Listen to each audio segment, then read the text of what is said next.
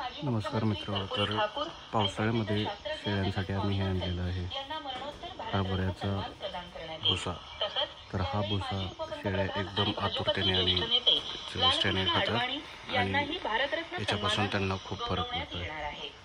तर तुम्ही हे तुमच्या शेळी पालनामध्ये एवढा मोठा भुसा नक्की आणायचा प्रयत्न करा आणि तुम्ही हा भुसा वगैरे खाऊ घालता का नाही ते पण कमेंटमध्ये सांगा। काही ठिकाणी मुसळधार पाऊस अथवा तीव्र हिमवर्षाव होण्याची शक्यता आहे। ओडिशा, पश्चिम बंगालमधील गंगेच्या मैदानी खोऱ्यात तसंच झारखंड आणि बिहारमधील अनेक ठिकाणी हलका आणि मध्यम स्वरूपाचा पाऊस अपेक्षित आहे।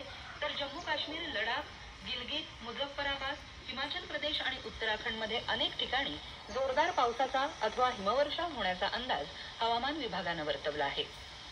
माद्रिद स्पेन मास्टर्स खुल्या बॅडमिंटन स्पर्धेत काल भारताच्या एन सिक्की रेड्डी आणि बी सुमित रेड्डी या मिश्र जोडीनं इंडोनेशियाच्या लिसा अयू कुसुमावती औल आणि रेहान कुशार